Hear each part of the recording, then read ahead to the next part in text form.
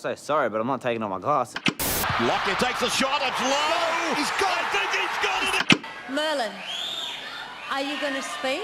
But for me, it was a winner. David. Well, I'm afraid it wasn't for me, Margaret.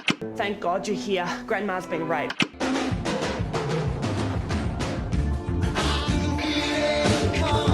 On.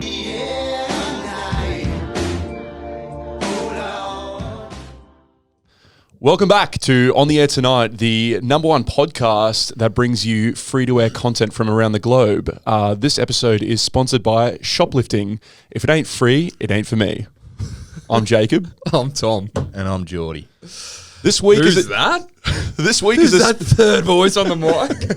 This week is going to be chaos because we have a special guest in the studio. The one, the only Jordan Liner. The man who needs no introduction. How's it going, guys? Introduce yourself. I'm the resident Anthony Bourdain specialist for tonight. Mm-hmm. Yeah. Every show needs one. Yeah. Every show needs an Anthony Bourdain specialist. Well, I'll be a specialist any episode, so let's go. You're a specialist of just television in general. Yeah. No life. Television, women, food. Yeah, women. Has a girlfriend of 5 years. Yeah, but I'm just a the one specialist woman. in her. Yeah, for Yeah. sure. Well, we have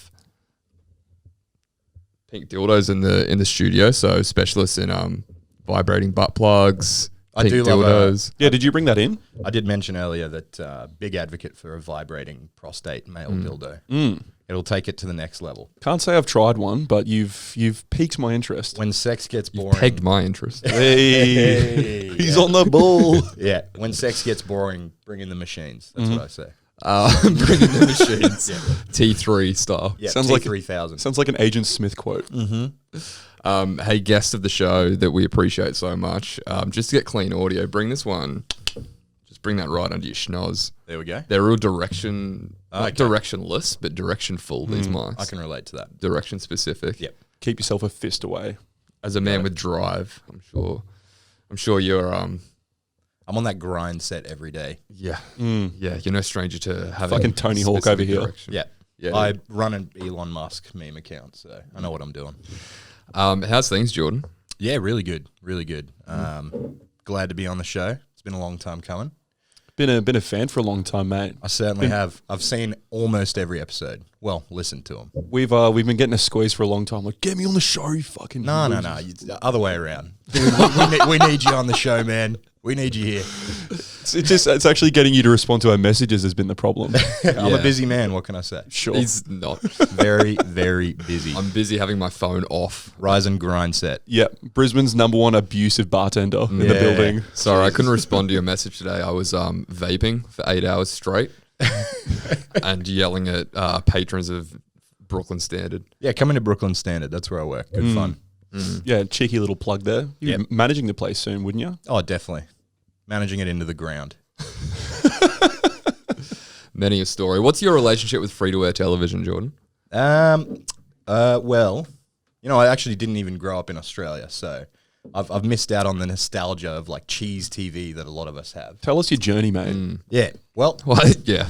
whole story. Ask your relationship to TV. Well, I grew up not in Australia. Well, it started when I was born. Look, man, I know we did couples therapy last week, but this is not a psych therapy session. No, I love a bit of free to air TV. Big advocate for SBS On Demand, ABC iView. Love that shit. You don't even need a fucking subscription to Netflix or Stan or whatever. They got What's that? tons and tons of garbage. Get on that good free to air shit. What's He's really embodied the mantra, hasn't he? Yeah, 100%. Yeah. The I vision. don't know how we haven't got him on earlier. Can you copyright our Instagram bio? Always please? were the missing piece. That's me right here. That's your Instagram bio now. Yeah. At On the Air Tonight. Always were the missing The piece. square peg in the round hole. That's it. I've never been more like when we started the concept of this show, I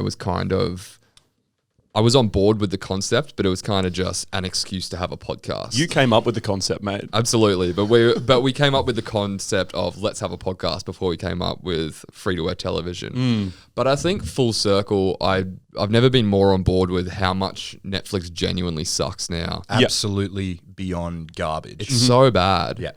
Stan, I don't have a subscription to anymore, but Stan is the best of a bad bunch. Yeah. That's what I would say. Stan is more Australian content. Yeah. It's losing its grip very quickly though. Like there's not many good like their flagship shows they hold on to, like your Breaking Bads and That's why I got into But it. you've seen all them, you know? Well, I mean, Better Call Saul. That's what's keeping me Yeah. subscribed to Stan. Parasite. Yeah, is that Stan? Parasite's on Stan. Damn. Yeah. Watch Why are we Parasite. talking about on-demand We're subscriptions? saying how bad they are, and then we're like, they've got these great shows. No, we're Parasite picking, Oscar winners. we're picking diamonds out of the rough here. Yeah, Yeah. you're not wrong. That's true. The rest of it's garbage. We're saying this is all that's left. Netflix, all they really have left is Rick and Morty. That's it. Yeah. You truly, like, I watched SBS On Demand, World Movies. They're fucking a better selection than, like, anything else. Druck. We've Another talked about round. that on the Yeah, show. we were So talking good. about that the other week. I watched 99 Homes this week. That's on SBS On Demand. Michael Shannon vapes. Michael Shannon vapes. Does dude. he? He vapes the fucking opening scene to the end of the movie, just puffing clouds. Yeah, you were talking about Just that today. kicking actually. paws out of their properties. Yeah. With Tossing a cloud right in their fucking Yeah. indebted face. yeah. Another guy to add to the handsome villain list as well. Yeah. He's god tier. I Yeah. love him. Just a thin black cigarette with a blue light on the end. Yeah. And Andrew Garfield's like the working class cool guy who smokes organic rollies still. Oh, does he smoke organic rollies? He smokes rollies. Way to and Michael separate Shannon your smokes hero from vapes. your villain. Yeah. Analog versus digital. Yeah. Yeah. It's I'm, like I'm an old fashioned guy. I still smoke cigarettes. Douchebag. Yeah. It's just a baseball cap and a dirty white t-shirt. Yeah. Yeah, dude. Genius writing. So yeah, look, this week we chose Anthony Bourdain's Parts Unknown. Parts unknown. Yep. It's there's an absolute smorgasbord of content of that man on the internet and on SBS On Demand. I think they got 12 seasons of the show on SBS On Demand, as well as other shows that he's got. I was only introduced to him for the first time tonight. Like I knew who he was, but I'd only watched his programs for the first time tonight. His first show was No Reservations, and I'm pretty sure that's on SBS. I think. I'm not too sure. But of the two, I do say that I prefer what's it Parts called? Unknown. Parts Unknown. Yeah, is the one we better. just watched. Yeah. Yeah. So before we do get into the show, we do have just a weekly roundup of reviews to read. Well, of course we do. We always do. It's on the air tonight. Of course we have reviews. Yeah, yeah. I mean, back to what you said originally, we always needed a vessel to start a podcast, so we're not just going, hey, going, yeah, good. And then that ends up becoming 40 minutes of an hour-long episode. Yeah. Which could well and truly happen, but Two blokes with mild autism trying to have a conversation. we need some structure. You like footy? Yeah, I like footy. How's like that beer. fucking weather? Have you seen that? It's good. That, What about it? that meme that's like, guys can literally just sit there and name old football players' names and just be content for an hour. That sounds like a beautiful afternoon. Yeah. Yeah. You just sit there going, Glenn Lazarus. Yeah. And it's like that's all you need. All right, we're not talking about the dead guy. Let's talk about old footy players. They're still alive. But before we do get into the content, we'll just read out our weekly reviews. One coming from Mum of Mermaids. Yeah, not just PAPK this week. Yes. If you do enjoy the show, you can leave us a review either on Instagram, on our YouTube videos, where you can like and subscribe so you can keep up to date with everything on the air tonight. This coming from Mum of Mermaids. Boys, have a proud mama moment in how you both handled this review. This is in comment Couples to Therapy. Couples Therapy, episode 37. Let's be honest. It's a topic riddled with landmines, but you pulled it off. Props to acknowledging a female's biological clock. Still no reason to have a child, in parentheses, heard of freezing eggs?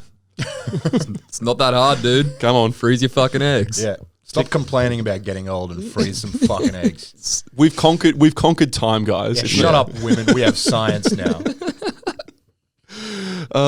And kind of discounted in the last bird for not giving the jockstrap the flick earlier. I think I know exactly what she means. She's talking about the handsome guy who was a douche. Oh, no, she's talking about backwards cap douchebag. Yeah, douche. I think Mama Mermaids is just proud of us for siding with the women, not the males in this review.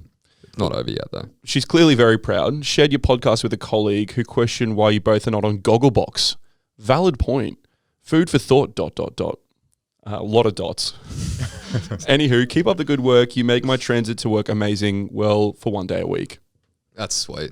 This is coming Why from, is she not going to work the other 4 days a week? because we don't... She cannot get out of bed unless you guys release a podcast. It's the only reason for her to exist. She has given us digs. She's like, listen, the only criticism I've got is that you don't make enough fucking content. I was like, all right. All right. Double a week. It's kind of a backhanded compliment, isn't it? Yeah. Yeah, you guys fucking suck how much you don't do. It's a good problem to have. Yeah, It is a good problem to have. The only thing I hate about you is there isn't more. Yeah. That's nice. Yeah. That's how I talk to my parents. Speaking of my parents, we have another review from resident reviewer, part Australian, part Chinese, otherwise known as my father. The real third member of the podcast. Yeah. Yeah. He's here with us in spirit. Yeah. Do you want to do the honors, Jordan? Yeah, sure. I'll read her out. This is on Couples Therapy, episode 37. 5 stars. Great content choice of Couples Therapy. I was hooked straight away and went and watched the 2 episodes reviewed before I finished the podcast. Real people are so much more interesting than made-up characters. Hilarious that there was a gay couple and they have the same problems as straight couples. Bad boy tennis champ John McEnroe years ago was asked for his stand on gay marriage. He replied, "Sure, why not? They've got a right to be as miserable as the rest of us." I didn't realize there was quality free-to-air TV out there, so this podcast is a good public service. Excellent to just see raw footage of people in action. Absolutely fascinating. Well done, sirs. Fuck me. Firstly, Papka. thanks, Papka. But have you checked in with your dad? Is he like it was Are You Okay week last week? This guy's going on rants about John McEnroe from the 70s. It's just every week gets darker and darker. Yeah. I don't know, dude. I don't know. I've heard that story so many times, the John McEnroe story at like family barbecues and like baby showers and he's stuff. been married for what, 30 years? It's like McEnroe's his great take on marriage. You know what? Marriage sucks. Yeah. Right in front of your mum. Yeah. It's just like, he has this hot take that the worst tempered tennis player of all time had once. I love that the comment is almost like McEnroe going, well, look, if it was a good thing, the gays couldn't have it. Yeah. Yeah. It can only be for straight people if it's a good thing. But since it's shit, you can have it as well. Yeah, I'm going to quote iconically angry man on gay marriage. Nothing says boomer more than the man who quotes John McEnroe as his idol. He like famously didn't apologize for saying that Serena Williams couldn't beat like the number 700th male in the world. He was like, we'll pit them against each other, let them play. Like the number 1 female tennis player in the world couldn't be the 700th seed male. And ESPN producer was like, yeah, and he just relentlessly interview after interview on like Today shows and shit. People ask him about it. He's like, I haven't seen him play yet. I reckon that fucking loser should just step up to the plate himself. Go, all right, Serena, let's go. Let's have a whack. He would get dick down by Serena. Yeah. Well, I mean, he's 60. Yeah, well, fuck him. In his prime, I reckon he could beat Serena, but yeah, well, we don't have time machines. Yeah, so put your money where your mouth is. I haven't seen the match yet. Yeah, So shit until proven good. Yeah, you know.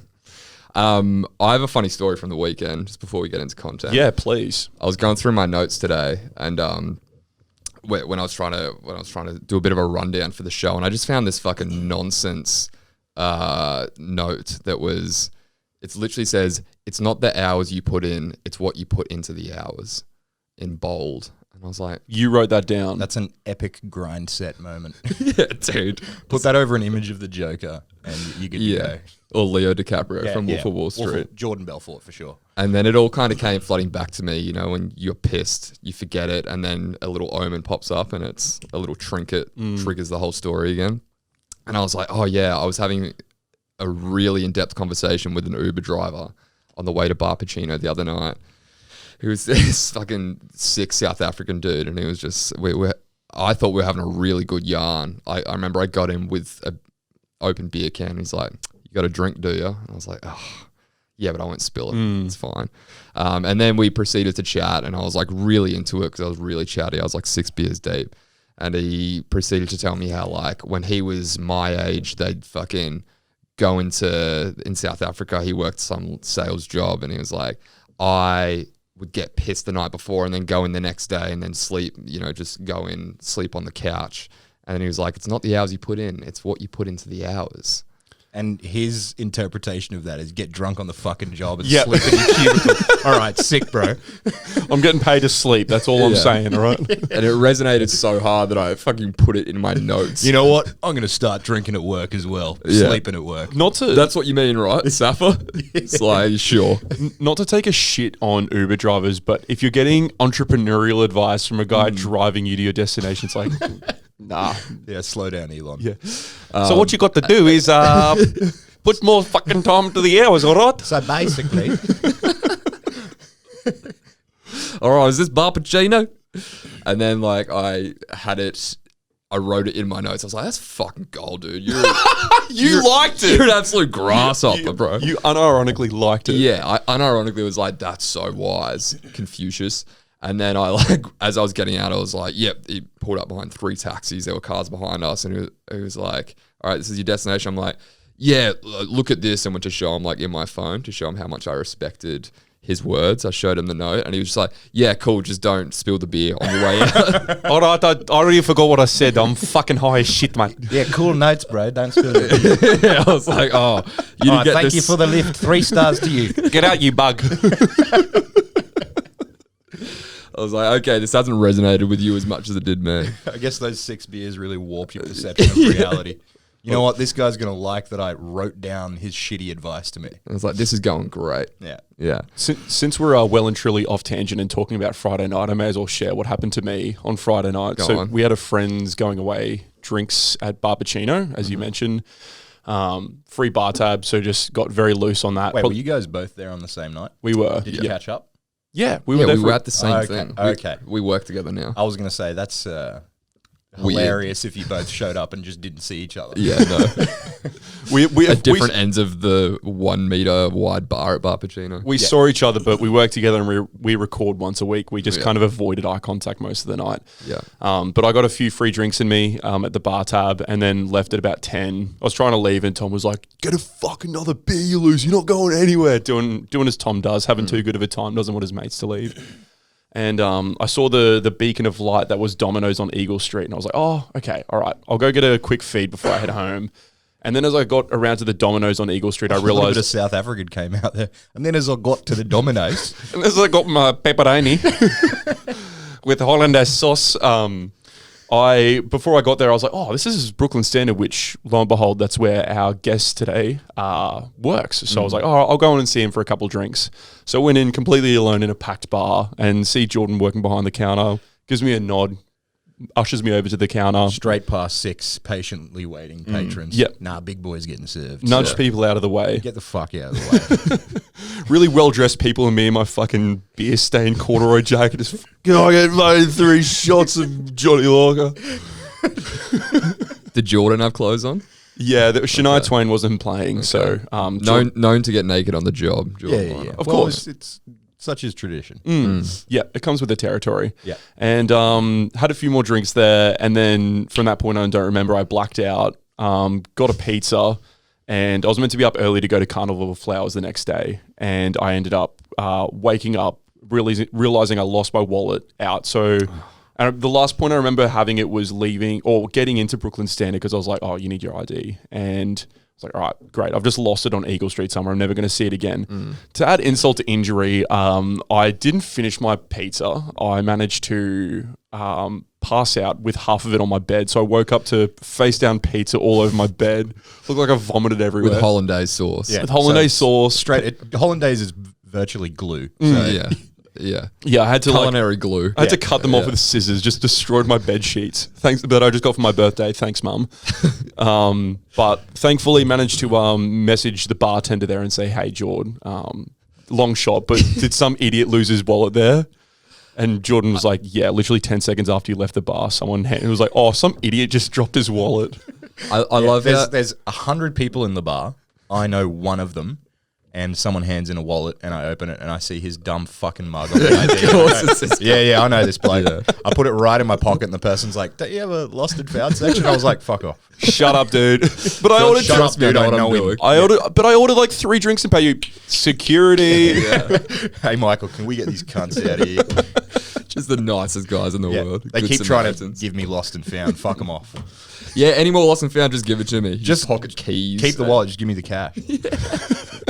I was very surprised to still have to find cash in there. I was like, if there's no cash, that's fine as long as I get my license. And I should have dickhead taxed you. You should. You should have. Yeah. You basically did. I love how throughout all of that, you found his wallet but didn't think to message him. Jake had to message you and be like, "Hey, bro, did you find a wallet?" Yeah, this is like oh yeah. By the way, 1 o'clock in the afternoon on the next day. Hadn't thought to reach in out. my defense, so I was so shit canned that night.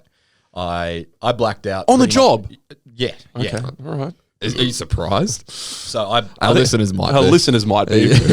I blacked out for like the last 2 hours of my shift. So I actually woke up the next day. I just teleported to the next day, and then I wake up to see a message from Jake, and he's like, "Yeah, long shot. Have you got my wallet?" Yeah, bro, I got it. But the rest of my night, I proceeded to get so drunk that my manager actually had to sign me off and leave the 2 rookie bartenders to close the bar by themselves.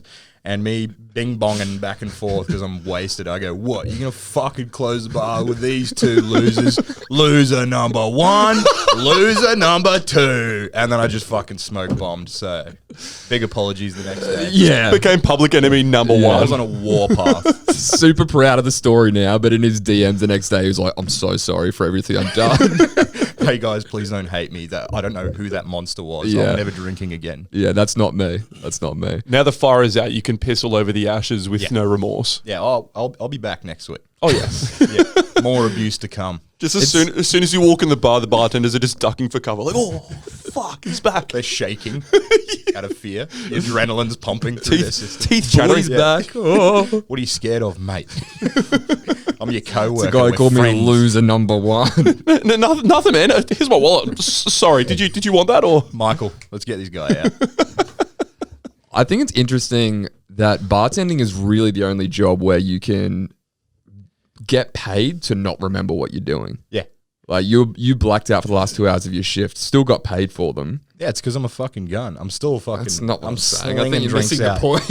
My performance goes up, dude. You took a note off South African guy telling you to get drunk at work. Why don't you worship me right now? 100%. Because I don't have a cool little Instagram quote to go with it. I just It's loser not number 1, loser number 2. Yeah. That doesn't look that good in notes. No, if you could Confucius that up into it and package it up, that'd be nice. It's also to second on that saying That that's little adage. that's like just an iteration of every other like proverbial quote. Yeah. Just, you get out what you put in. Yeah, it's not profound. It's a Nutrigrain slogan. Yeah. Yeah, but said How with a many do South you do? African accent. Yeah. And by an Uber driver who like battled his way over here through the fucking civil war.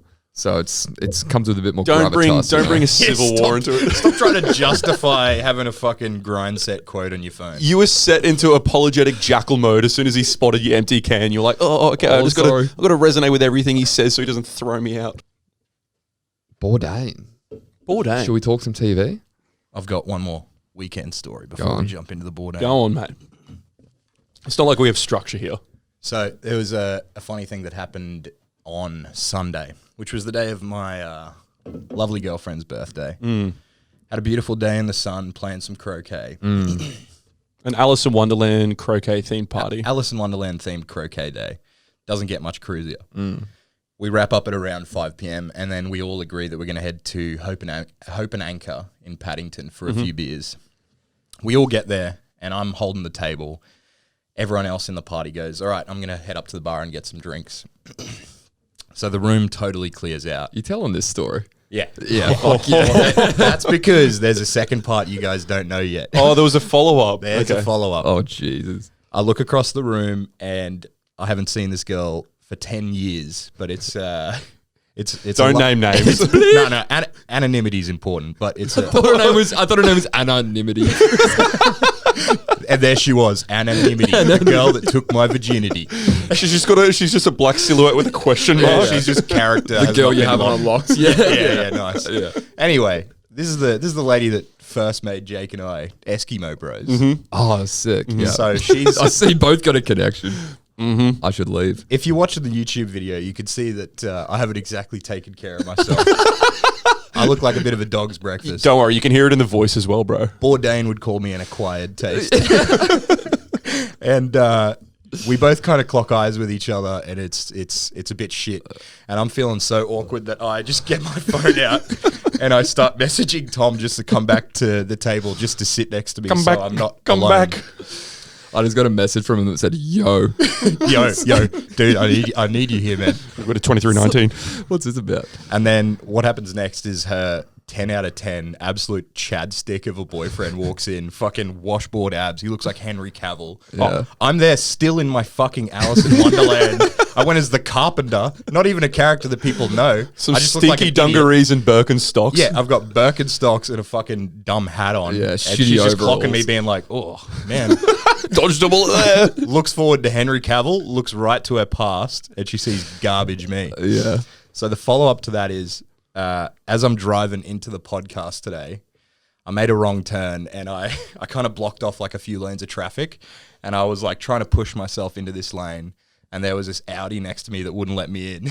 No. And I lean out the window and I go, "Fucking let me in, you dog." Lo and behold, it was the same girl and her Chad boyfriend. What? driving the Audi. Fuck off. And we clock eyes again. I haven't seen her in 10 years and then twice in 2 days. One time looking like a dipshit, the second time being abusive. He's got an Audi. I drive a Mazda 2 with a fucking front panel that's falling Your off. mum's Mazda 2. Yeah. So she obviously made some good life decisions. Jesus. That's the end of that. I like that when she saw you in your element, you were also with your current beautiful girlfriend now, but at the time wearing a fucking top hat. She was dressed as the Mad Hatter. Yeah. So, yeah. Big purple suede hat. Yeah, I looked like a social worker taking, someone out for a nice night.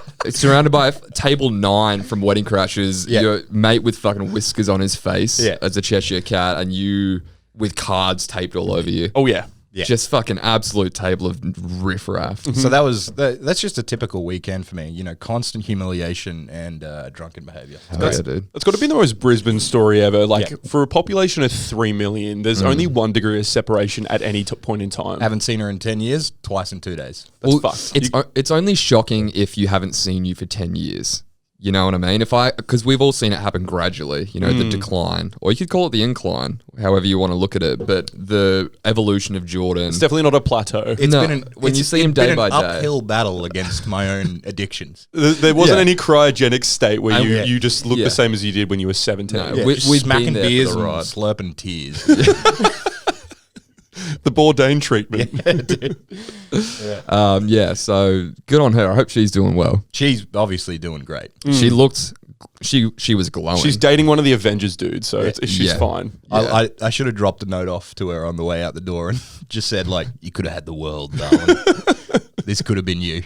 Here's my number. Don't call me.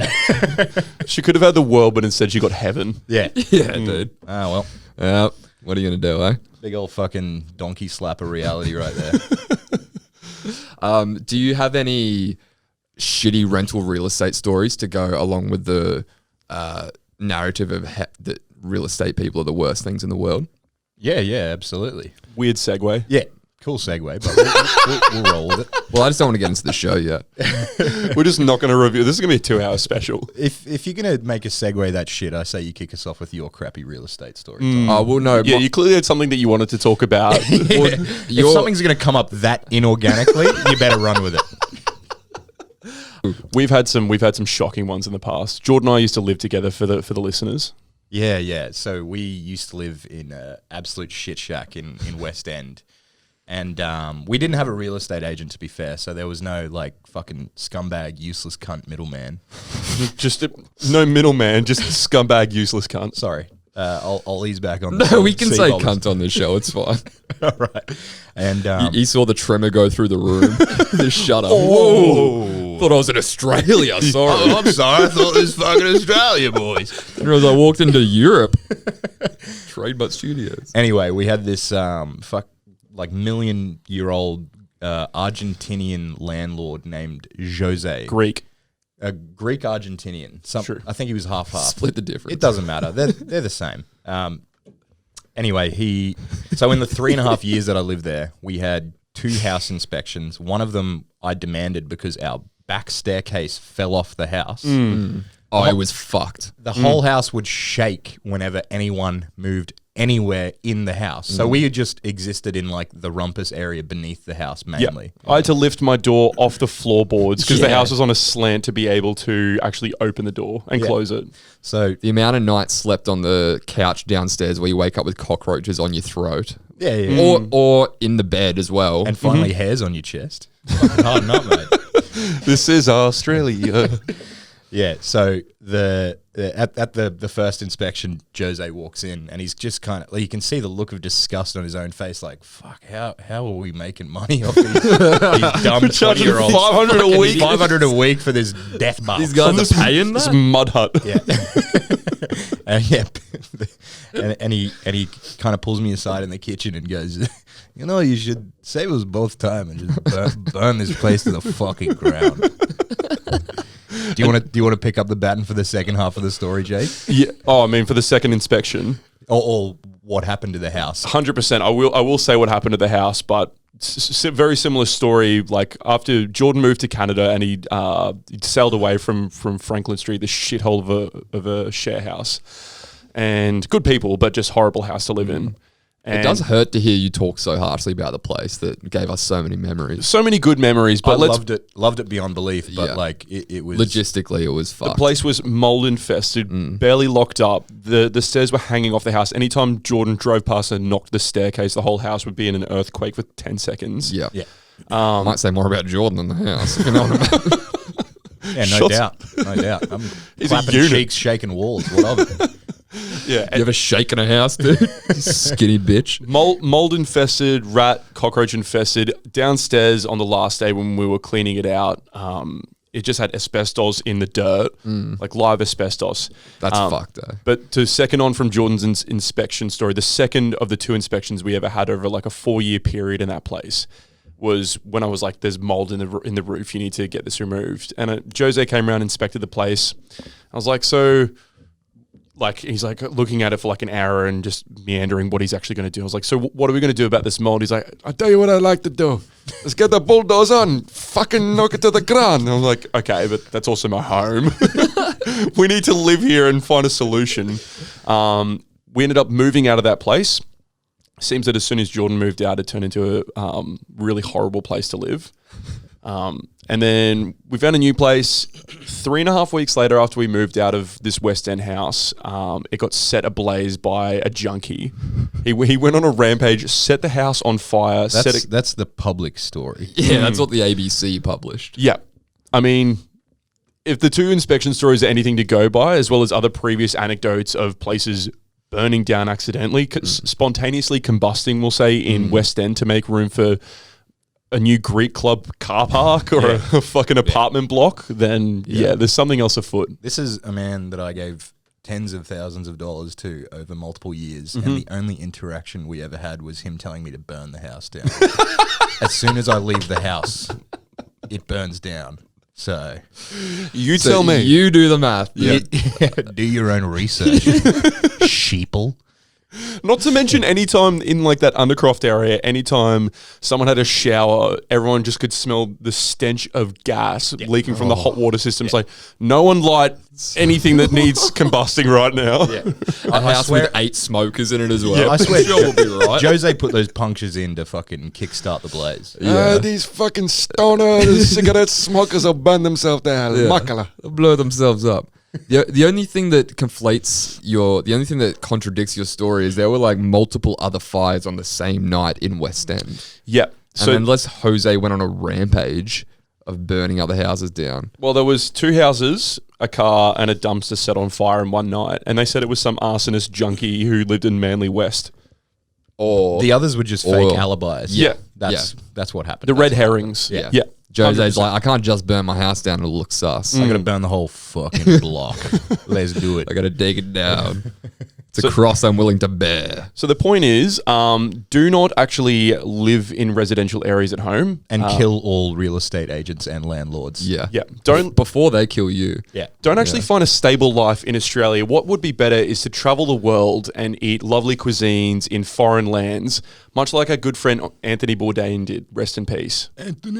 Now that's a segue. That's a fucking segue. That's how you run a show. That's called organic. Our residential expert on the man, the myth, the legend, Anthony Bourdain. Jordan, can you give us a little rundown on the man while I go get another beer? Absolutely. I am a massive fan of Anthony Jake. Bourdain. Interrupt me, go ahead. Beers are important, I guess. What were you saying about him? I'm trying to fucking say it. So Anthony Bourdain, for those who don't know who he is, he was a New York or Jersey-based chef. I think he probably did have a restaurant in New York towards the end of his career, who kind of made a name for himself for writing articles about the do's and don'ts and the things that happen behind the scenes in the hospitality industry and submitting them as articles to, I believe it's the New York Times. Mm-hmm. And these articles were so well written and so well received that he kept on getting pressure to write more and more and more and more. Eventually what happened was I think he got an agent that said, Anthony, you need to put a book together. And then very next day, he bashes out Kitchen Confidential, rises to the top of the New York bestsellers list. It's like a modern classic, incredible book. I'm currently reading it right now and loving every minute of it.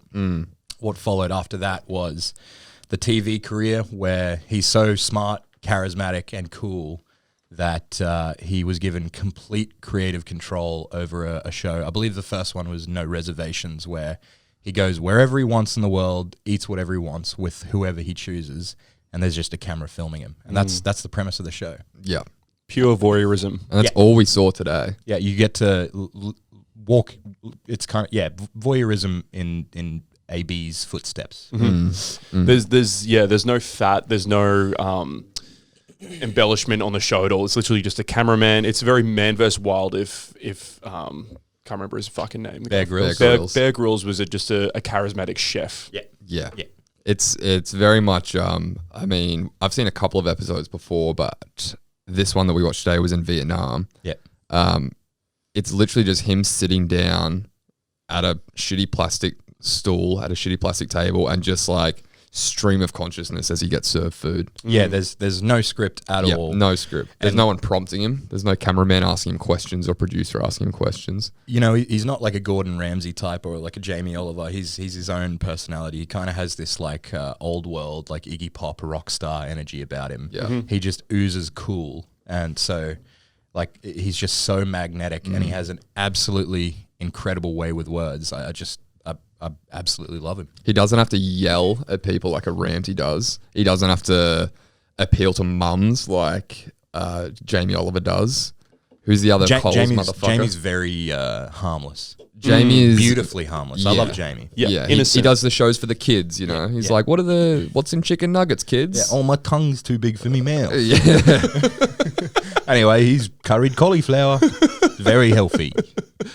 Yeah, can't swallow shapes, kids. Here's roll them in butter first. These are my daughters, Daisy and Poppy and Rose. He's very sweet. And the mums go, oh, he's a family man. Yeah. Isn't he nice? Yeah. And whereas Bourdain is like, I've done more heroin than half of New York City. than all of Vietnam producers. He's got a great quote, which I think like sums him up really well, which is, my body is not a temple, it's a fucking amusement park. And that is Anthony Bourdain. Brilliant. Yeah, he's hedonism incarnate. Yeah.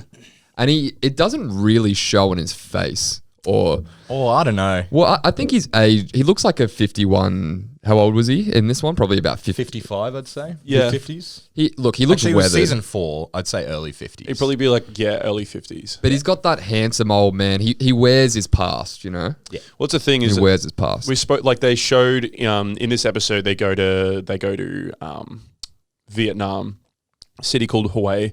By the way, you can check out all of Anthony Bourdain's stuff on SBS On Demand. We watched 12 seasons. We watched season 4. Over a decade. A lot of content. Huge collection. We watched season 4, episode 1, and Anthony... I lost my train of thought. He went to Vietnam in a way. So he meets up with a friend of his who hasn't aged a day, and they met 20 years in the past in early 2000s, and they were looking through photos. And you're right, Bourdain has just, I think from the age of like 24 when he started hitting the drugs really hard and being an all night like graveyard shift chef. He just looked like a salt and pepper George Clooney, early 40s-year-old guy since he was 26. Yeah, he looks like he should be on Nespresso commercials. Yeah, Just correct. Like wearing a suit and just, He's what like Suave. he's kind of what Iggy Pop or Kiedis would look like if they Clean the fuck up. if they clean the fuck up like 10, 20 years earlier. Yeah. He's got like the first showings of a drug addict, but then he was like, nah, I'm going to bring it back. yeah. But still has a rock star aura about him. Yeah. Because you know where he's been, you know? Yeah. Yeah. The man's seen some things. Yeah. And he's looking through photos with, what's his Vietnamese friend's names? Lin. Yep. He's looking through photos with Lin and Lin actually hasn't aged a day because he's like a 40-year-old Asian man. They look exactly the same as 30-year-old Asian men, not to stereotype. Zero difference at all They between have great skin. Lin in 2000 and Lin Yeah. in 2013. Yeah. And you find that with most Vietnamese people. It's like you're 25 until you're 60. And all of a sudden you're an old man. Yeah, you get 40 years of you being in your early 30s, and then bang, you look like a fucking scrotum. Yeah. Meanwhile, Bourdain with that French heritage looks like a fucking sack of pate. Been chain smoking since he was 4. Yeah. Got the fucking train lines on his arm. He's done. Yeah. Lin's trying to be nice. He's like, no, you look good. He's like, dude, I've got eyes. My hair's white. I look very different. My face is falling off my face. I'm melting always. Yeah. My balls are sweating. It's the middle of Don't winter. lie to me, Lin. And then, they have a bit of a yarn. What do him and Lin do? Yeah, so I mean, the journey starts out in Hue, central Vietnam, where Bourdain discovers the greatest soup on the planet, as he's quoted it, calling, which includes some interesting ingredients. I think we spoke about it during the podcast. As you'd expect from Viet cuisine. Yeah, It's pretty nuts stuff. Viet cuisine has some of the most out there ingredients. I think it was the pig's blood, basically black pudding, which is blood cake. blood cake. They Yeah. call it. Yeah. Which I would assume is just blood and flour. Yeah, just solidified blood. Yeah. Psycho shit. It sounds good. Yeah. Yeah. But it was like that. It was fish. Why not? Looks gross. It was fish paste. I think there was crab meat in there, and It was crab roe. crab roe, Yeah. and it had been boiling or simmering for 10 or 14 hours. 14, yeah. And he was like, "This is the best thing I've ever eaten in my life," and it probably cost 50 cents. Yeah. And he's sitting there with Vietnamese Hayao Miyazaki. And he's like, Edna Mode. yeah, if I'm going to die, this is my last meal. Yeah. Yeah. This is where I come. Yeah. It's big words for one meal. Just like, yep, if this is like what I eat before they put me on the electric chair, let it be this. Yeah. Jake's is obviously Domino's pepperoni hollandaise. Yep, 100%. That I then he- peel off my bed the next morning And then he after drowns himself in his own vomit because he's cunt-eyed. So I want to go out. It's the only way. Tom's is just getting proverbial shit wisdom from an Uber driver. Yeah. What's your last meal? I just want to chat with a South African Uber driver, please. I'll die hungry. Can I get full on knowledge, dude? But what do we think of Parts Unknown? Yeah, I liked it a lot. Yep. It's he talks about it at the end where what separate. Oh, it might have been in the interview that we watched. What separates his show from a generic cooking or travel show is he's not just talking about the food or the ingredients or the blood cake. Yeah, he says generic cooking traveling shows are like porn, you know? Like you don't need to do anything. They make themselves. Just fucking slap it out there. Some Yeah. cheap music in the background, Yeah. some it would high be. shot montages of the Yeah. cooking. Yeah, you just want to like on a basic level, you're just giving people stimulation of looking at good food. I think the biggest difference, because Bourdain goes through different restaurants and tries different meals, and the cuisine is a massive part of the show, obviously. Yep. But then he will also spend half of the show just chatting to Vietnamese locals who lived through the war and finding out their story of how they lived under tunnels for 6 years. And I think the people and him are the through line that make it different. Like Bourdain's writing is the biggest difference, I think. Oh, absolutely. The dude, I was saying before, he's got, like I would say, he's got genius level ability to articulate and communicate. And even with people in foreign cultures, he's got that hunger for like the soul of where he is. The connection. And he has a way of getting people to talk about very, very deep things. And obviously, there's an American in Vietnam. There's a lot of material to draw from there. Yeah. Yeah. Do you remember the line that he uses when he's like out on the boat and he's talking about war and he's like, your enemy? Oh yeah, something about like knowing your enemy. So that's what I'm here to do. I'm sitting down with the enemy. This is him. Yeah, he says something super profound. I can't remember exactly what it was. I saw you pull your phone out. I thought you were writing it down. In my head, I was like, yeah, good on you, Tom. We'll bring that one up later. Checking his bank account because it's payday. He was like, there's no telling what the enemy... Oh, me multi came off. Wait. It was something like, there's no telling what your enemy will do for the furtherance of their cause, or something like that. Yeah, I was like, oh, motherfucker. Yeah. Much more eloquently put. But even when he's just sitting down at the very start and he's like, this is happiness. Me sitting on a shitty stool on the side of the street, scooters whizzing past, mayhem everywhere, and like A bowl of greasy food that I'd know half of what's in it. Yeah, I don't know what's in it, and a cold beer out of a shitty plastic cup. At a toddler's like seat. At a toddler's seat. Yep. Yeah. Interesting point that I was just thinking throughout the show. Do the Vietnamese or like just Asian cultures in general, they seem to take no pleasure in, or maybe it's just a wealth thing, but they seem to take no pleasure as far as dining goes with like comfortableness.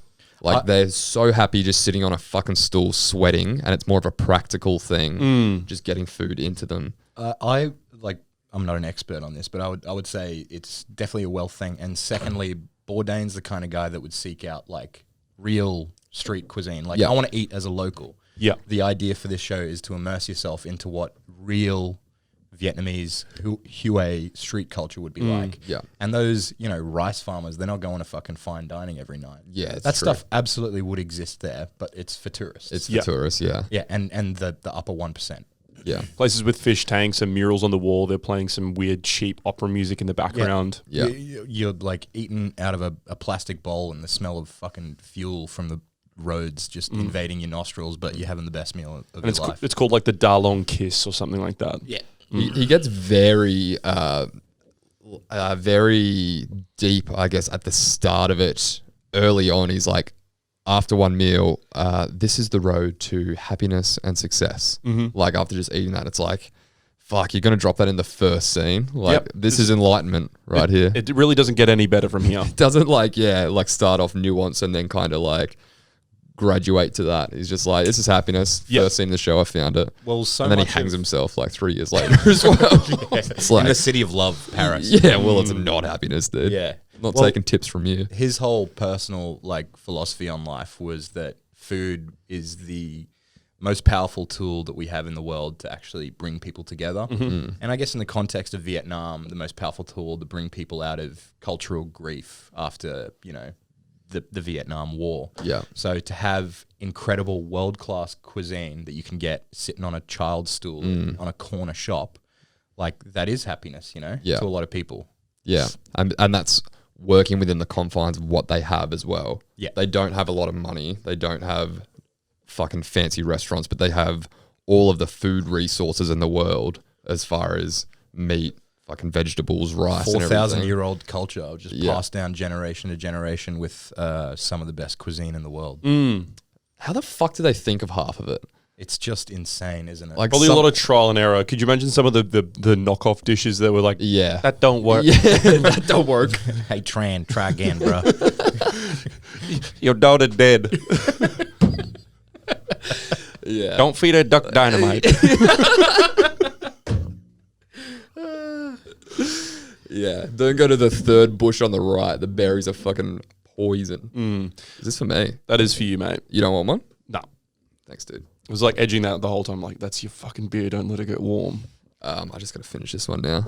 I think that, to second what you're both saying, the thing that I found most interesting about this cooking show, if that's what you want to call it, or food show over any other show in the past is that I've watched, is the fact that he is so willing to keep bringing the audience back to the history of the people and where they are. Like, so he's sitting on the side of the road eating street food at some like small plastic table and chair, and then it kind of goes through a few different places, and he ends up at this a painter's house, this place that's almost like a museum of cuisine and culture. And She's obviously like a very wealthy person. She lives on like a massive like heritage property, and she's got staff that work around her around the clock and stuff. Yeah. Yep, 100%. Really, really fancy place. Beautiful, like pagoda building. And she brings all of her socialite friends there. One guy was Jean-Claude Javis. Art collector Jean-Claude Javis. Oh, bonjour. And then Anthony Bourdain, good to see you. American chef Anthony Bourdain. and the three other richest people in Vietnam. yeah. It's the most cultured dinner table I've ever seen. Yeah, it's in every like this walk of life. giant hall with gold-plated walls, and there's like 17 staff sprinting around, bringing them tiny little hors d'oeuvres. Yeah. It's like, film it. This is the Last Supper. Let's fucking go.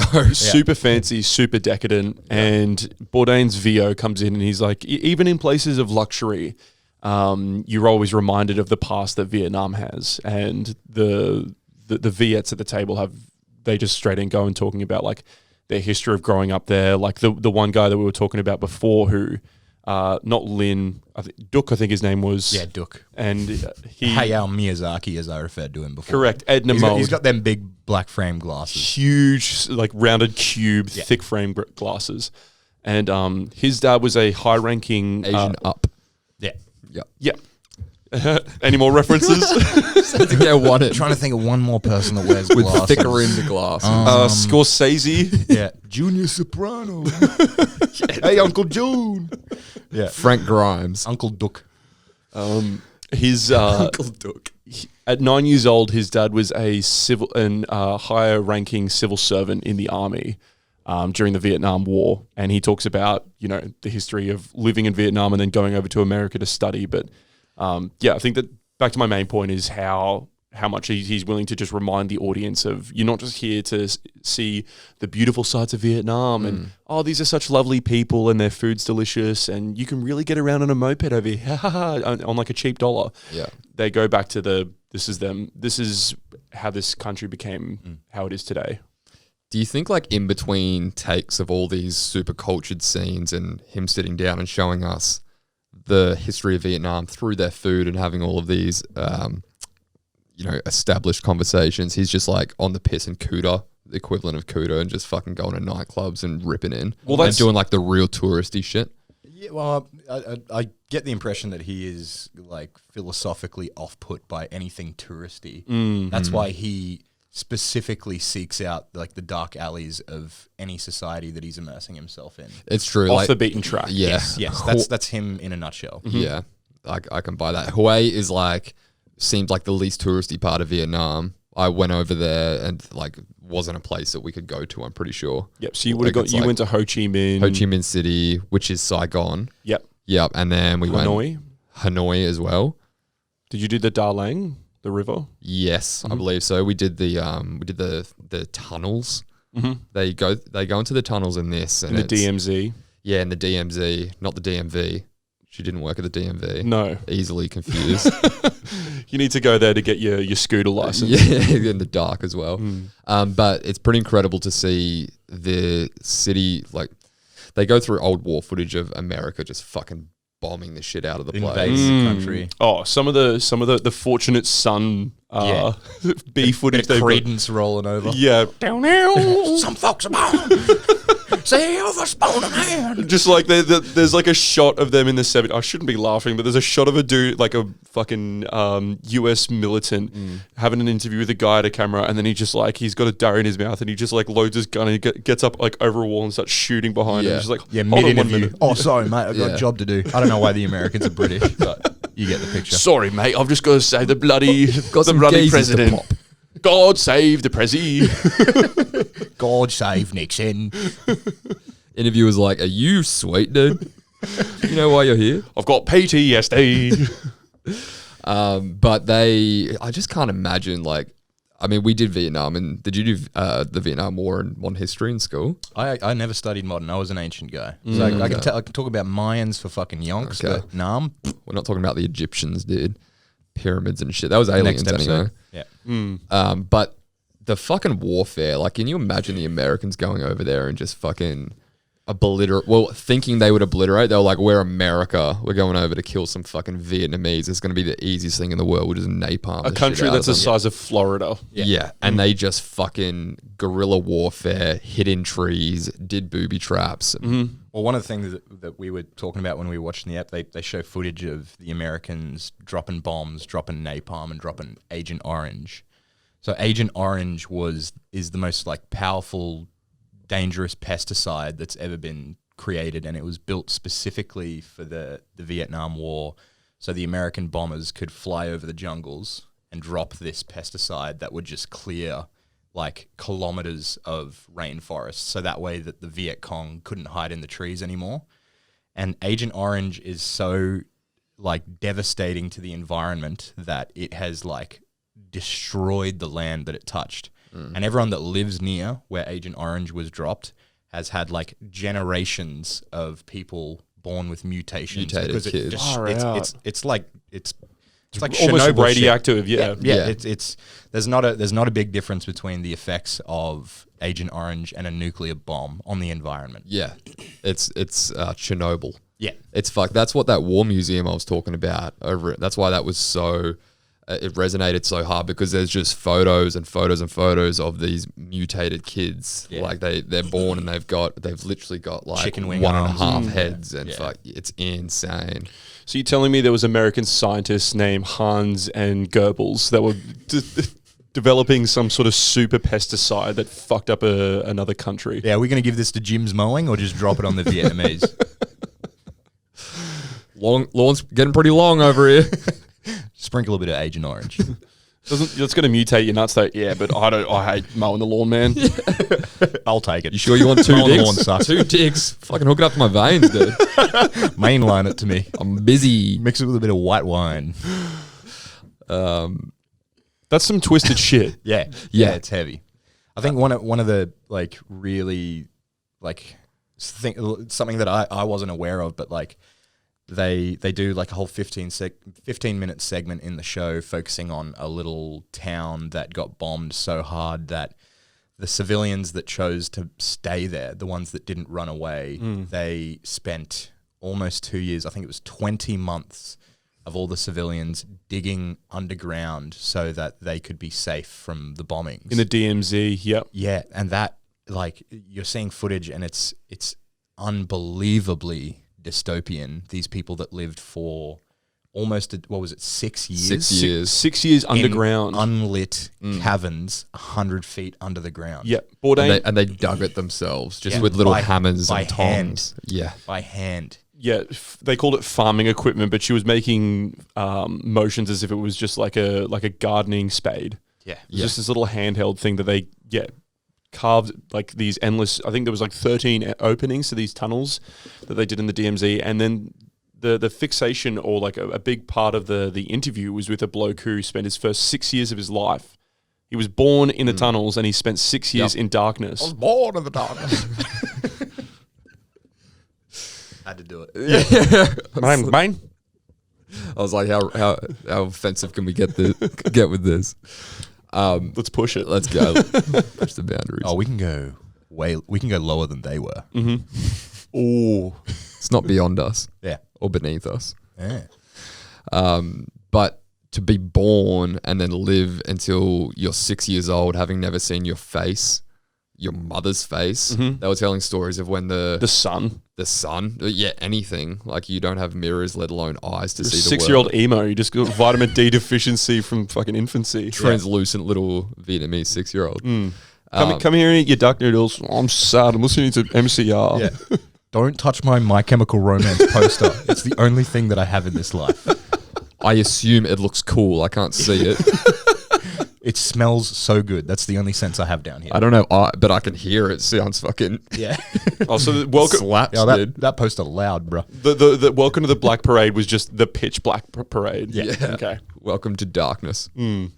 But yeah, fucking, and then they come out like as a 6-year-old, and imagine the fucking emotion of seeing life for the first time at 6 years old. It's It would take you weeks to acclimatize to 6 a.m. That's when the sun comes up. All right. Yeah, it's like it's just not I'm darkness sick all of the this time. sun guy.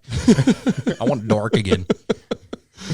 It reminded me of those scenes in like Terminator 1 and 2 when they were like the underground armies just fighting against the fucking Terminators that were upstairs, and you create a whole fucking Underworld. And a whole underworld is like, this is how we live now. Yeah. There's too many pesticides up there. Imagine if the war lasted longer and those people just stayed underground and it was like some ancient mythological thing where it's like, well, the men above ground need to see if the dwarfs will help us fight. Yeah. It becomes them versus us.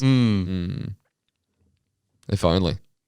Well, thankfully for, can't remember his name, but that didn't happen. No, we didn't get there. He does have some poetic words. Bourdain basically asks him, so if America was to come back and fight, would you pick up in the war? And like he basically just said, I would happily fight. I would fight because our people are number one and our country is number two. I found that just super poetic. That we're pretty lucky to live in an age when there's not a world war or any sort of war.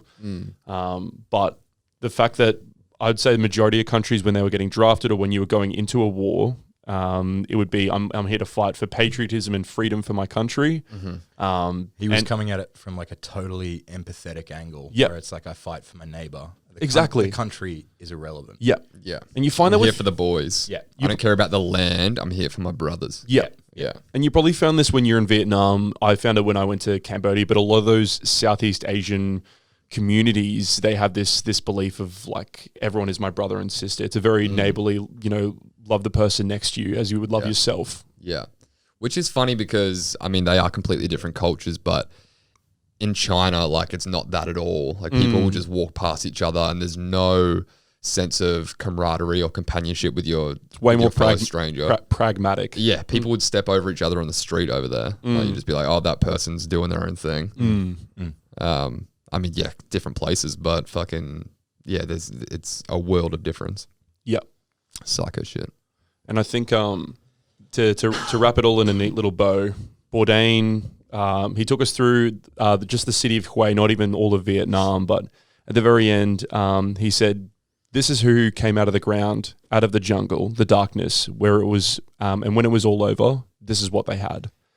Showed us a real corner of the world that would never be, as you said, not really discovered by tourism. You go to Vietnam, you're going to Hanoi, Saigon, the Da Nang River. Yeah. And he was just showing you like the peak of what this culture is. Yeah. And giving like a little bit of context of like, before you judge like what this place is, they were invaded by the strongest empire in human history, and they came out on top, and the people have been rebuilding ever since. And this is what is remaining. Yeah, like he always has a way of taking you down into the depths, and then bringing it up with like a glimmer of hope. Yeah. I find it so funny that throughout the whole war, like the American mentality going over there was like, like platoon shit. Yeah. Fucking Willem Dafoe with a machine gun, like, ah! Yeah. And obviously the Vietnamese approach was like hide in the bushes and fuck them up from below and fuck them up from above. And the Americans were always like, come out and fight. Like, you're cowards. Come and Bravado. Yeah, bravado. Whereas like, what, are you Vietnamese fucking scared? Zero ego. No such thing as bravado. It's we're in the jungle and I'm the one that's going to come out. I'm going to use my strength to fuck you up. Yeah. You're in my playground and you came over here. I'm going to kill you how I want to kill you, dog. Yeah. Yeah. So yeah, Bourdain Vietnam special. Parts unknown. Loved it. I would say that like not all of the, because I haven't seen all of the show. I've seen large portions of it. Not all of them are as deep, dark, philosophical as actually they all are philosophical, but this was a particularly meditative episode. And again, I think that comes back to him being, a mid-50s American who's going to a country that in his lifetime, he probably would have been the age to be drafted and sent over there. So for him, there is an element of, it's crazy to see the relationship between our cultures get to this point. Yeah. He would never think that would happen in his lifetime. Yeah. In the height of the Vietnam War. Yeah. It'd have been like, that's the thing, like even our parents were like, when Vietnam opened up for tourism and people started using it as a holiday destination, they were all like, what, when did this start happening? You can go there for a fucking blowout. You can treat it as a Bali. Like, it's crazy. It's got a Western night strip. Yeah. Where like ladyboys will come up to you and fucking fondle your balls if you want them to. Yeah, If that's your cup of tea. delicious. Well, it's good for the economy, you know. Yeah, exactly. As long as the bucks are rolling in. It's What, like what do they use over there? What's What's your vibrating prostate stimulator substitute? Oh, a penis? Excellent. Scuffed. that's their currency. Yeah, Vibrating penises. Well, I mean, like, you know, we That'll be 3 orgasms, please. as Australians in 30 years' time, our kids could be going and be like, yeah, dude, booked a mad trip to Syria. Yeah. Mad keen. Yeah, what? Yeah. Yeah. It's a bit of a mind fuck. And you'll be taken aback. Talk us through the end of. I know we're talking about the end of the show, but talk us through the end of Bourdain. Yeah, I was going to bring that up.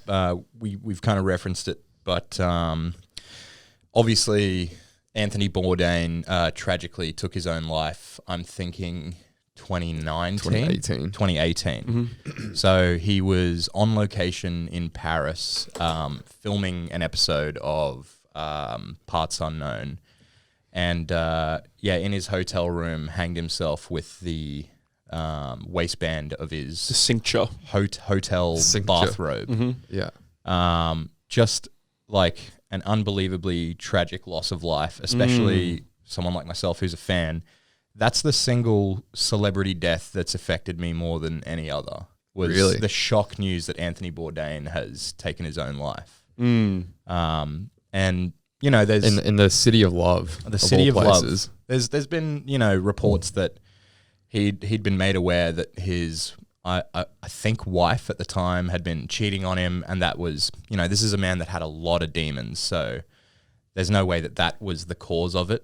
It's an important part of the context of why he did take his own life. Possibly the straw that broke the camel's back. Yeah, absolutely. And in the city of love, like, he's such a dark, strange, charismatic, poetic person that it's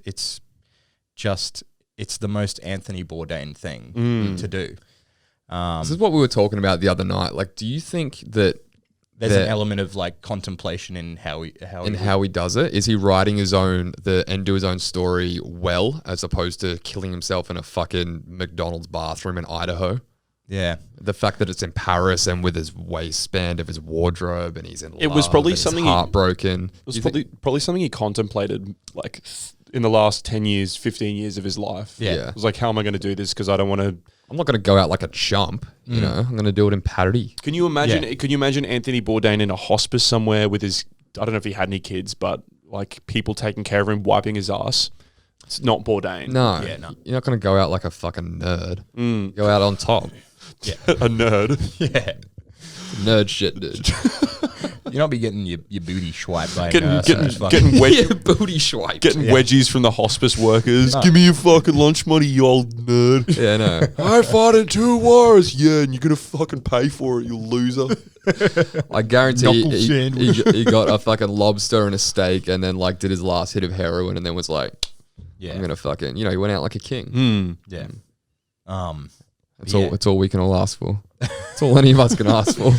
Heroin, lobster, and getting cheated on by your wife. Don't do heroin, don't eat meat. Don't get married. Don't get married. Yeah. All things I can't relate to, but I'm like, yeah, dude, I'll do that. But yeah, what would you guys rate? Jordan, let's start with you. You do the honors. What does Bourdain's Parts Unknown Vietnam special get out of 10? Well, Keep in mind that we have a special rating system here on OTAT. I'm well aware. Don't worry. Okay. Long You're time doing listener. A lot of people talk a big game about being fans, and then Yeah.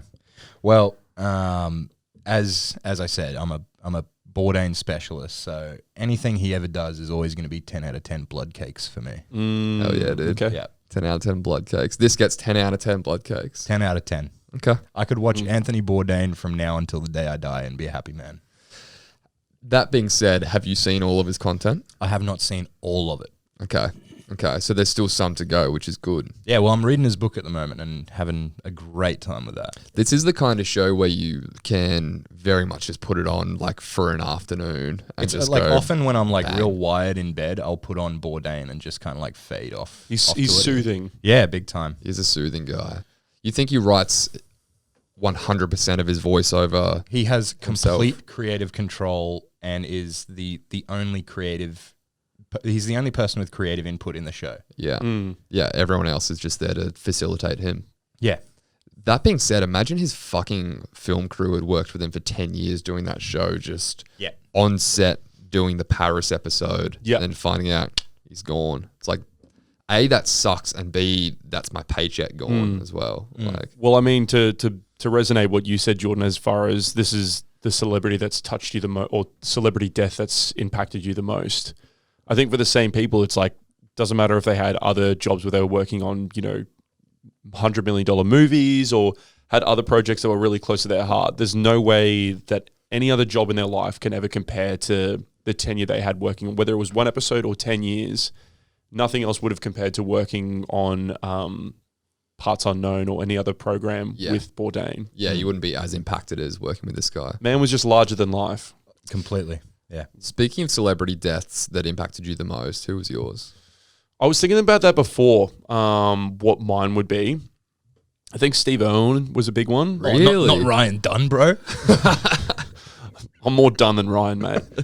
No, I think Steve Irwin was one. Like, I remember being really sad. I think I even remember crying at like 12 years old when Mum told me in the car ride home, and I was like, very memorable for me as well as a kid. I was like, I think I remember even saying like that guy he's the son of Australia, and he's gone. He's done. It's a bit of a cringe statement, but he is our spirit animal. Yep. Yeah.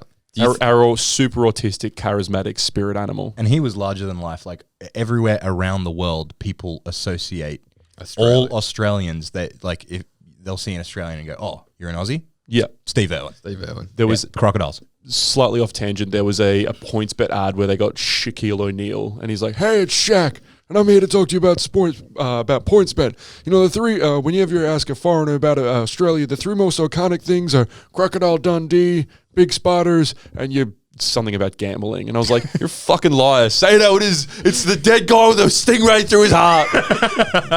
You prick. You're full of shit, Shaq. You're a shit Shaq." So yeah, I'd probably say I can't think of anyone else. Steve is probably up there. Yeah, I can't think of as a child. Steve was just such a young one. You know, like we were all such babies when it happened. I feel like he's really like the first celebrity death that I remember as well. Him and Michael Jackson.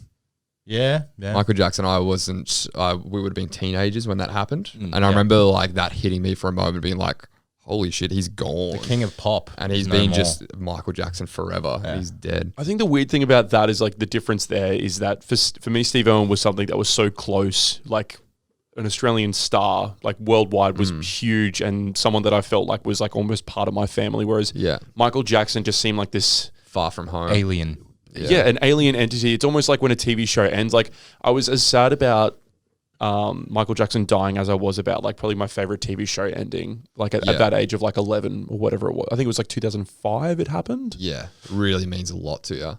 It's like something that'll affect you a lot because you actually fucking ingested a lot of his material as well. Yeah, but what I'm saying is like I was a little bit disconnected I was more connected to Steve than I was to Michael Jackson. Yeah. But what would you say your celebrity death that impacted you the most was? Well, Alan Rickman. That's big, actually. I think.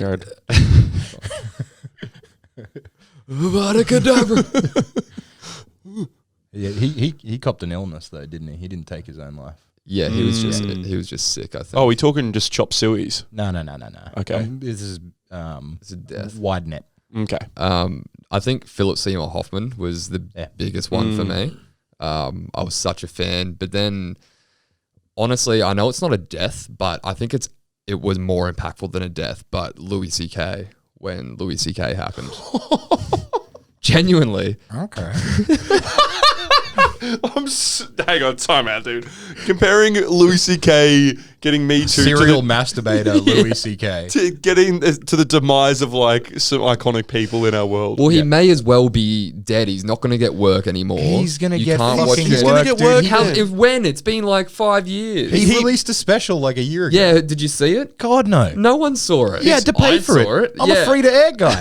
Yeah, exactly. His money will run out at some point, and he'll come out. He'll be like a ghostwriter on something. Yeah, but My point is, he went from top of the world, the biggest comic in the world at one point, to fucking nowhere. How'd you feel after overnight. Weinstein, dude? Were you real Dude, sad? yuck. No, That's because like he was a fucking bum. That's dude. like saying I feel really sad when I found out about Crystalia DMing 15-year-olds. Like, if I really like Crystalia, it would be a similar feeling. come on, man, It's the same. bro, it's not. He may as well be dead, is what I'm saying. Were you? Louis C.K. may as Were you- well be Shut dead. up. Were you this heartbroken when Steve Smith was fucking rubbing sandpaper on a cricket ball, cunt? No, I care more about Louis C.K.'s comedy than Steve Smith's cricket. Your brain wiring sucks. I've entirely lost the room. I thought this would go down. Expectations versus reality. You had us kind of with Michael Jackson, and then I was like, we won't mention that he's a pedophile.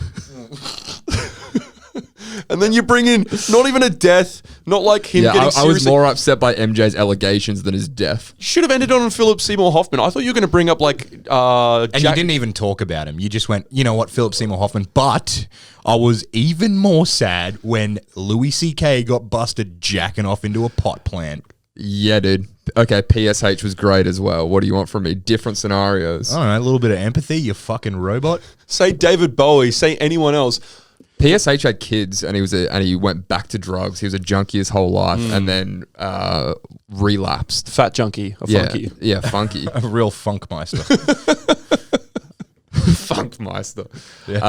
Yeah, I reckon Philip number 1, Louis C.K. number 2. Stop putting Louis in the list. God, He's not on the list. He's not- alive and he's doing well. He's not doing well. He's dude. a public masturbator in Manhattan right now. yeah. He has daughters. Dude. There's pot plants getting flowers blooming all over fucking Manhattan right I feel because worse. of his spooge. Yeah. There's little Louis C.K. hybrids coming out of fucking lilies everywhere. Okay. You're in basically Manhattan. the way that Jordan's poured his heart out about like Anthony Bourdain is probably someone who's impacted me the most as an icon, and his death has impacted me the most. Definitely, like unequivocally.